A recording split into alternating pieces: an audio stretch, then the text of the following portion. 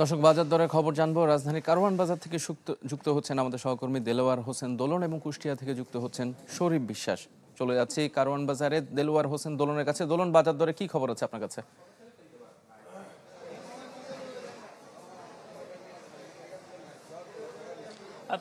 তিন সপ্তাহের বেশি সময় ধরে মূলত পেঁয়াজ এবং আলু বাড়তি দামে বিক্রি হতে আমরা দেখেছি। আজকেও আমরা দেখছি যে আলু কেজিতে 25 থেকে 30 টাকা, একই সঙ্গে যে পেঁয়াজের দর সেটিও 100 টাকার বেশি দরে বিক্রি হচ্ছে। আপনাকে যদি জানিয়ে রাখি যে পেঁয়াজের এই বাড়তি দরের কারণ আমরা জানার চেষ্টা করছিলাম, যারা ব্যবসায়ী রয়েছেন তারা বলছিলেন যে মজুদ যে সকল পেঁয়াজগুলো রয়েছে এবং সিজনের শেষ প্রান্তে এসে দাঁড়িয়েছে, ফলে কিছুটা বাড়তি দামে বিক্রি হচ্ছে। তবে নতুন পেঁয়াজ আসা শুরু করলে দাম অনেকখানি কমে যাবে এমনটাই তারা প্রত্যাশা করছেন। একই সঙ্গে পেঁয়াজের যে আসার যখন এগিয়ে আসছে তার সাথে সাথে কমার কথা বলছে। যদিও যদি বলি যে গত বছরের তুলনায় বাজারে আলুর দাম এখনো অনেকটাই কম রয়েছে, কারণ গত বছরে একই সময়ে কৃষকদের যে দামে বিক্রি করেছেন সেক্ষেত্রে আমরা দেখেছি একই সময়ে 65 থেকে 75 টাকা পর্যন্ত আলু বিক্রি হয়েছে। এবং পেঁয়াজের ক্ষেত্রে আমরা দেখেছি যে অনেকখানি বাড়তি দামে বিক্রি হলো, এবছর অনেকটা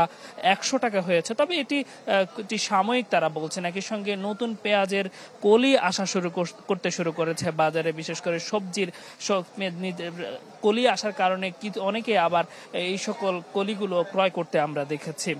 আপনাকে আমি বাজারের বেশ কয়েকজন ব্যবসায়ীর সঙ্গে কথা বলেছি, তারা বলছিলেন যে বাজারে সরবরাহ ঠিক রয়েছে। তবে আমরা ব্যবসায়ীদের সাথে আরেকটি বিষয় জানার চেষ্টা করছিলাম। তারা বলছেন যে হিমাগারে যে আলু রয়েছে সেক্ষেত্রে তারা দীর্ঘ সময় রেখেও তারা প্রত্যাশিত দাম পাচ্ছেন না। একই সঙ্গে আলুর যে বর্তমানে যে দামে বিক্রি হচ্ছে সেক্ষেত্রেও তারা প্রত্যাশিত দাম পাচ্ছে না। এর কারণ হিসেবে বলছেন যে গেল বছর আলুতে তারা বেশি লাভবান হওয়ার কারণে এই বছর কিছুটা বেশি আলু চাষ হয়েছে, ফলে ন্যায্য দাম পাওয়ার ক্ষেত্রে কিছুটা ঝামেলায় পড়তে হচ্ছে, কিংবা হিমাগার থেকে যে আলুগুলো আসছে কৃষকরা যেমনি কম দামে পাচ্ছে, তবে কিছুটা বাড়তি দামে, অর্থাৎ 3 সপ্তাহের ব্যবধানে বলা যায় যে 5 টাকা বেশিতে আলু বিক্রি হচ্ছে। তো সব মিলিয়ে কারওয়ান বাজার থেকে এই ছিল আমার কাছে থাকা সবশেষ তথ্য।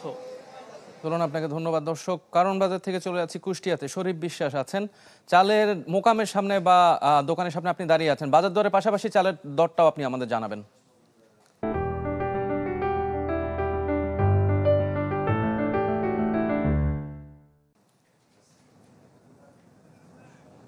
হ্যাঁ, আপনি ঠিকই বলেছেন। আসলে আমি মোকামে নয়, আমি কুষ্টিয়ার একটা এই চালের বাজারে, পাইকারি বাজারে রয়েছি। এখানে আমরা দেখছি চালের বাজার দর যদি বলি, বাজারে কিন্তু নতুন ধান, অর্থাৎ কৃষকরা নতুন ধান কিন্তু তারা গোলায় তুলতে শুরু করেছেন। অর্থাৎ সে তুলনায় নতুন চালও কিন্তু বাজারে আসার কথা।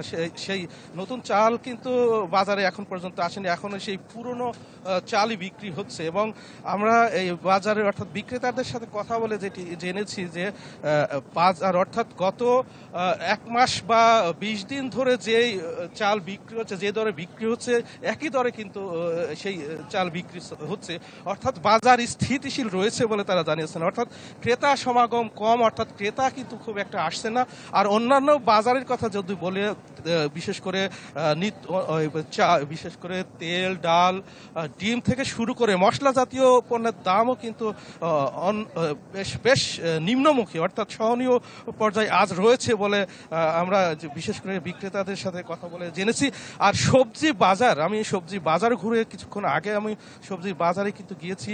গত 2 দিন ধরে কিন্তু কিছুটা নিম্নমুখী বিভিন্ন প্রকার সবজির দাম, অর্থাৎ নিম্নমুখী হলেও কিন্তু সবজির বাজারে খুব একটা স্বস্তি নেই। সব মিলিয়ে বলা যায় নিত্যপণ্যের বাজার এখন পর্যন্ত যে ক্রেতাদের নাগালের মধ্যে রয়েছে সেটি কিন্তু বলা যাচ্ছে না। শরীফ, আপনাকে ধন্যবাদ। দর্শক, ঢাকা এবং কুষ্টিয়া থেকে আমাদের সহকর্মীরা জানাচ্ছিলেন বাজার দরের খবর।